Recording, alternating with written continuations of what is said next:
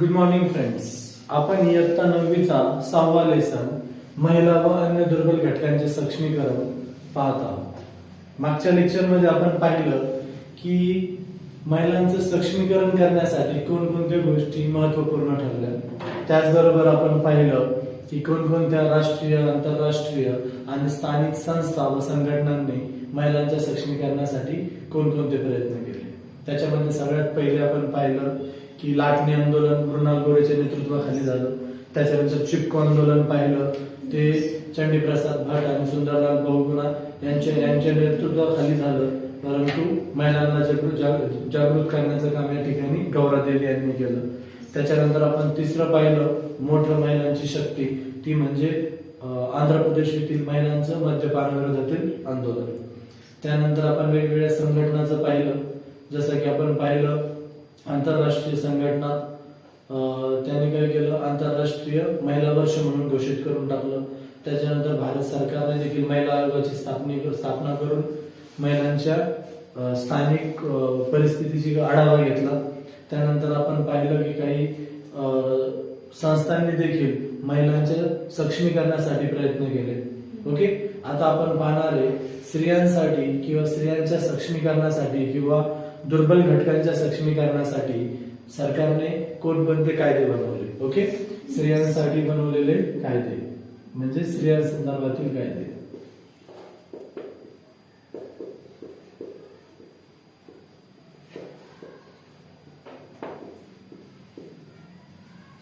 बाळांनो, स्त्रियांसंदर्भातील कायदे सगळ्यात पहिले 1992 मध्ये बनवण्यात आले. स्त्रियांसंदर्भातील जे कायदे बनवण्यात आले होते यांचं पर्पज काय होतं, महिलांचं सक्षमीकरण करणं. महिलांचं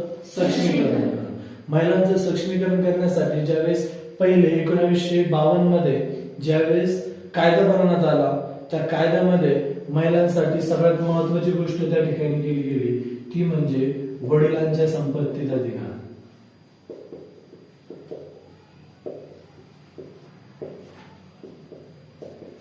बाळांनो, हा कायदा बनण्या अगोदर मुलींना वडिलांच्या संपत्तीत अधिकार नव्हता. पूर्णपणे जी वडिलांची संपत्ती असेल ती संपत्ती कोणाची राहील, मुलाची. कोणाची राहील, मुलाची राहील. परंतु हा कायदा बनवून महिलांना आर्थिकदृष्ट्या सक्षम करण्याचा प्रयत्न केला गेला. आर्थिकदृष्ट्या महिला सक्षम असतील तर बाकीच्या महिलांचं आर्थिकदृष्ट्या सक्षम असल्या तर महिलांचं सर्वांगीण विकास साधणं हे सोपं होईल, म्हणून वडिलांच्या संपत्तीत मुलींना अधिकार देण्यात आला. त्याचबरोबर महिलांना या ठिकाणी सक्षम करण्यासाठी पोटगीचा अधिकार देण्यात आला. आता तुम्ही म्हणणार सर पोटगीचा अधिकार म्हणजे काय?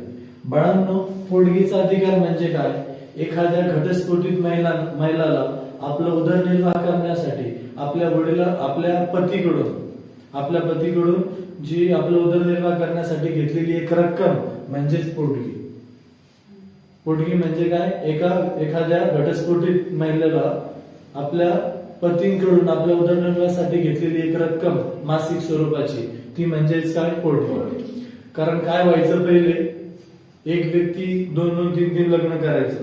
नवीन लग्न केलं की पहिल्या बायकोला आणि मुलांना सोडून द्यायचं, आणि पहिल्या बायकोला आणि मुलांना सोडून दिलं की बिचाऱ्यांची परेशानी. त्या महिलेला ज्या लेडीजला सोडून दिलंय तिला अगोदर चूल आणि मुलापुरतं मर्यादित ठेवलं होतं. बाहेर जाऊन त्या मुलांचं संगोपन करणं किती अवघड होईल त्यांच्यासाठी. मग त्यांनी काय केलं, त्यांना पोटगीचा अधिकार मिळाला, आणि पोटगीच्या अधिकारातून त्या महिला आपल्या पतीकडून आपल्या उदरनिर्वाहासाठी एक रक्कमची काय करू शकता, मागणी करू शकता या अधिकारानुसार. त्यानंतर महिलांना तिसरा अधिकार दिला गेलं, ते म्हणजे घटस्फोटाचा अधिकार.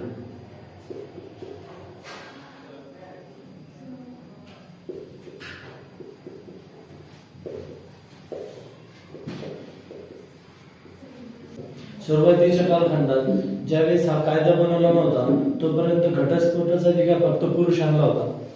महिलांची इच्छा नसली तरी त्याला त्या व्यक्तीसोबत बळजबरीने राहावं लागायचं, आणि बळजबरीने राहणं म्हणजे अत्याचाराला समोर जाणं, ते अन्याय सोसून घेणं.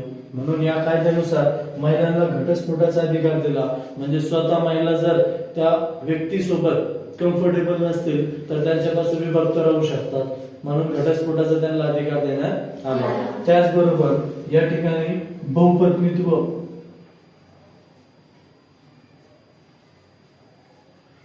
संपुष्टात आलं. बाळांनो, बहुपत्नीत्व संपुष्टात आलं म्हणजे काय? पहिले एक एक व्यक्ती 2-2, 3-3 लग्न करायचं आणि लग्न केलं, नवीन लग्न केलं की पहिले जे वाईफ आणि मुलं आहेत त्यांना अडचणी यायच्या, त्यांचं उदरनिर्वाहाचे प्रॉब्लेम व्हायचे. ओके, त्यांच्यासोबत अन्याय व्हायचा खऱ्या अर्थाने. म्हणून सरकारने काय केलं की बहुपत्नीत्व जे होतं ते संपुष्टात आणलं. म्हणजे कायदा, त्याच्या विरोधात कायदा केला आणि काय सांगितलं, कायद्याने एकापेक्षा जास्त लग्न करणं कायद्याने गुन्हा आहे. म्हणजे एक व्यक्ती पहिली बायको असताना तुम्ही दुसरं लग्न करू शकत नाही आणि केला तर तुमच्यावर काय होईल, कारवाई होईल. म्हणजे बहुपत्नीत्व संपलं म्हणजे हे संपलं म्हणजे महिला सक्षम झाल्या. तू म्हणणार सर कसं बहुपत्नीत्व त्याचं काय संबंध? बाळांनो, बहुपत्नीत्व संपलं म्हणजे एका व्यक्तीमुळे 2-3 महिलांना अडचणी यायच्या. जी वाईफ आहे ती पण, अगोदरची पण, लक्षात 2-3 जणांना ते सोसावं लागायचं. परंतु जर हे बहुपत्नीत्व नष्ट झालं म्हणजे काही महिला ज्या त्याला बळी पडणार होत्या त्या त्याच्यापासून वाचल्या, म्हणजेच महिलांचं सक्षमीकरण झालं. कळतंय? म्हणजे ह्या सगळे हे जे कायदे केले गेले, या कायद्यामध्ये ज्या तरतुदी केल्या महिलांच्या सक्षमीकरणासाठी, त्या सगळ्या एका उद्देशाने ही महिलांचा विकास कसं साधता येईल. त्यानंतर 1961 मध्ये आणखीन एक महत्वाचा कायदा केला. तो कायदा म्हणजे हुंडा प्रतिबंधक कायदा.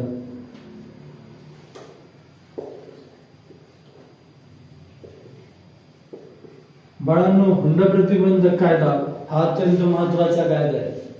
कारण का आपण पाहतोय की स्वातंत्र्य पूर्वपासून तर स्वातंत्र्योत्तर कालखंडात देखील हुंड्याला खूप साऱ्या महिला बळी गेलेल्या आहेत. आज सुद्धा जाताना आपल्याला दिसतंय. परंतु या कायद्यामुळे त्याचं प्रमाण कमी झालेलं आहे. त्याच्यामुळे याचं प्रमाण काय झालेलं आहे, कमी झालेलं आहे.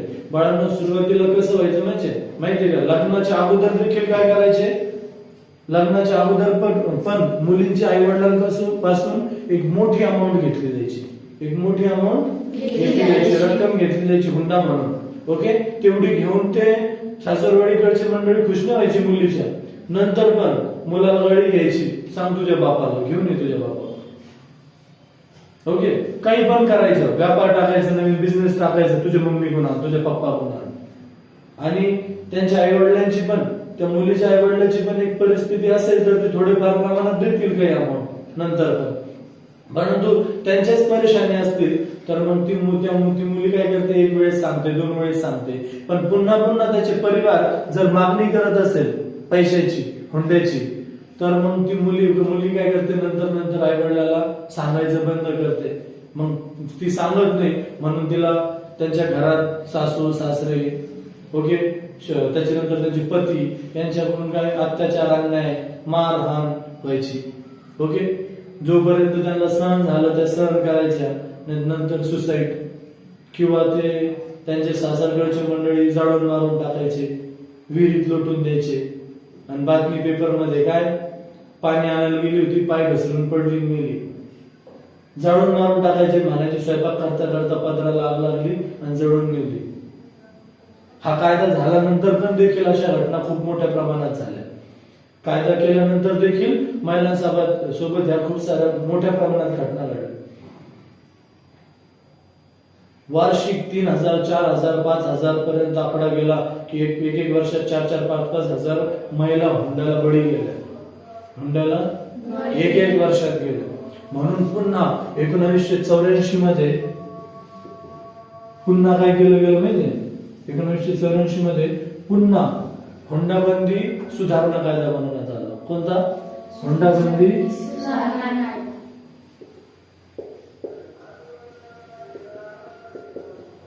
बाळांनो, हा जो हुंडाबंदी सुधारणा कायदा होता, या कायद्यानुसार आणखीन काही कडक नियम बनवले गेले की महिलांना त्या अन्याय अत्याचारापासून काय करता येईल, वाचवता येईल.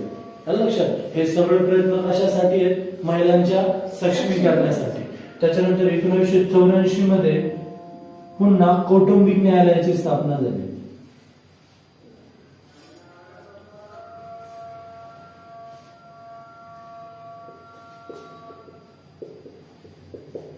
म्हणून कौटुंबिक न्यायालयाची स्थापना देखील महिलांच्या सक्षमीकरणासाठी झाली. कारण काय, कौटुंबिक न्यायालयाचं काम काय होतं, जे कौटुंबिक हिंसा अत्याचार आहे ओके त्या सोडवणे, त्याचबरोबर महिलांना घटस्फोट पाहिजे असेल तर घटस्फोट त्यांना घेऊन देणे, महिलांना त्यांचे हक्क अधिकार मिळवून देणे, त्यांच्या प्रॉपर्टी मधले जे हक्क अधिकार आहे ते मिळवून दिले, विभक्त राहायचं असेल तर विभक्त राहण्यासाठी त्यांची तरतूद करून देणे, किंवा पाल्यांचं संगोपन कोण करणार आहे त्याविषयी प्रश्न सोडून देणं, म्हणजे हे सगळे प्रश्न सोडवण्याचं पोटगी मिळवून देणे सगळ्यात महत्वाचं. ओके, हे कारण होते कशाचे, कौटुंबिक न्यायालय स्थापन करण्याचे. कौटुंबिक न्यायालयाने काय केलं, मग हे प्रॉब्लेम सॉल्व्ह करून दिले. आणि याचं उदाहरण म्हणजेच काय, 1985 मध्ये काय झालं माहितीये, पहिला पोटगीचा खटला आला.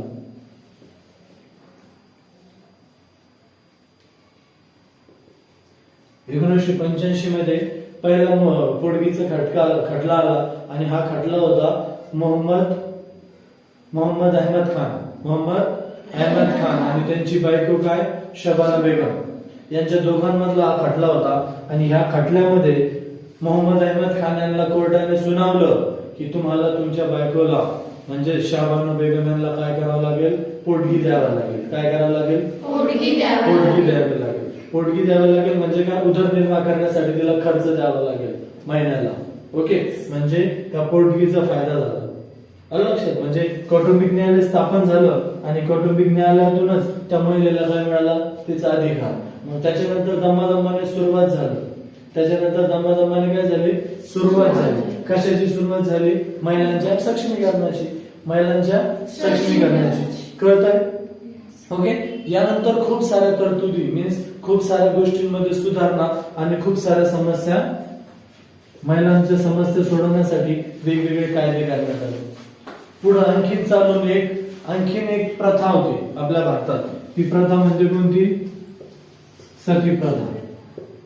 ऐकलं असेल तुम्ही याबद्दल. बाळांनो, सती प्रथा ही भारतातील एक खूप क्रूर प्रथा म्हणून ओळखलं जायचं. कारण या प्रथेमध्ये काय व्हायचं माहितीये, एक जर व्यक्ती मेला, एक्सपायर झाला, एक व्यक्ती जर एक्सपायर झाला तर त्यानंतर त्याच्या सरणावर त्याच्या बायकोला देखील त्याच्यासोबत जाळलं जायचं, जिवंत जाळलं जायचं त्याच्यासोबत. ओके, म्हणजे हे काय होती, सती प्रथा. आणि बाळांनो, असाच एक प्रसंग घडला राजस्थानमध्ये. कुठं घडला, राजस्थान मधील देवरा नावाचं गाव आहे. कोणतं, तिथे एक महिला होती, तिचं नाव होतं रूपकुंवर. काय होतं, रूपकुंवर. बाळांनो, ही जी रूपकुंवर नावाची महिला होती तिला 4 सप्टेंबर 1987 रोजी काय करण्यात आलं माहितीये, जबरदस्ती सती जाण्यास भाग पाडण्यात आलं. जबरदस्तीने सती जाण्यास भाग पाडण्यात आलं म्हणजे काय, तिचे हस्बंड एक्सपायर झाल्यावर जबरदस्तीने तिला तिच्या हस्बंड सोबत जिवंत जाळलं गेलं. ज्यावेळेस ही गोष्ट देशभर पसरली त्यावेळेस देशातील ज्या महिला कार्यकर्ता होत्या, समाज सुधारक होत्या, त्यांनी काय केलं, याच्या विरोधात आवाज उचलला. आणि 1988 मध्ये सती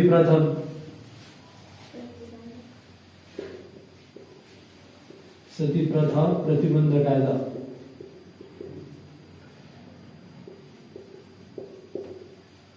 बनवण्यात आला. म्हणजे काय झालं, हे महिलांवर होणारा अन्याय होता ना, आणि ह्या ज्या क्रूर प्रथा आहे, ह्या प्रथा महिलांना विकासाकडे नेत होत्या का, नाही, या प्रथा महिलांना अधोगतीकडे नेत होते.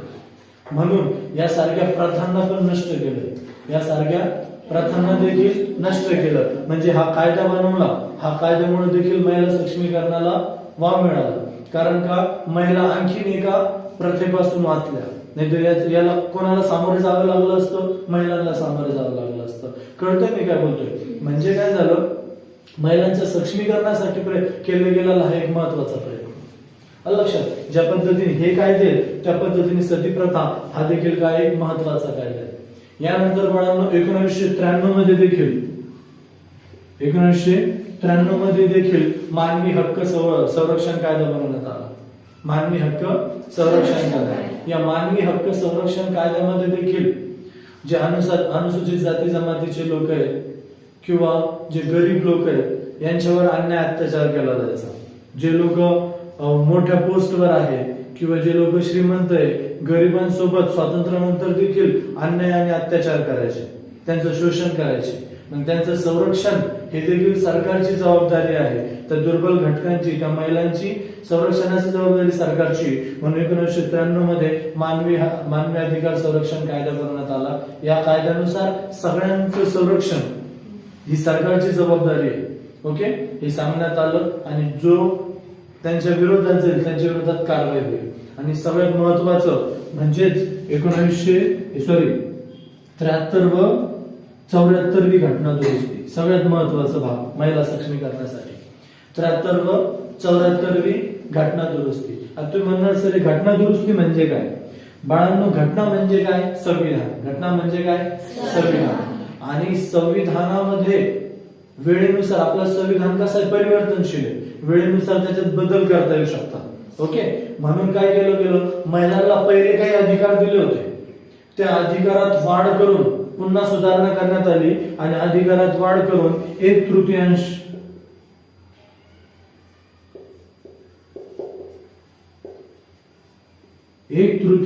जागा महिलांसाठी राखीव ठेवण्यात आल्या.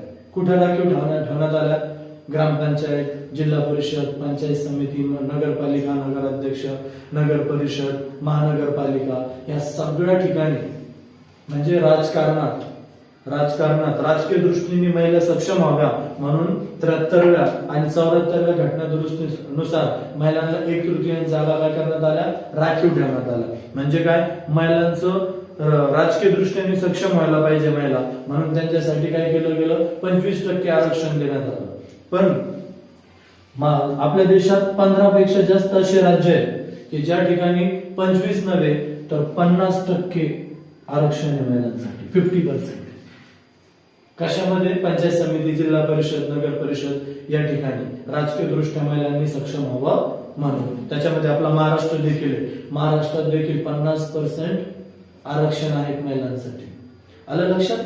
म्हणजे काय केलं गेलं? हे जे कायदे बनवले गेले हे सगळे कायदे कशासाठी बनवले गेले? महिलांच्या सक्षमीकरणासाठी. कशासाठी? सक्षमीकरणासाठी. म्हणजे महिलांच्या सक्षमीकरणासाठी उचललेले हे एक चांगलं पाऊल आहे. ओके.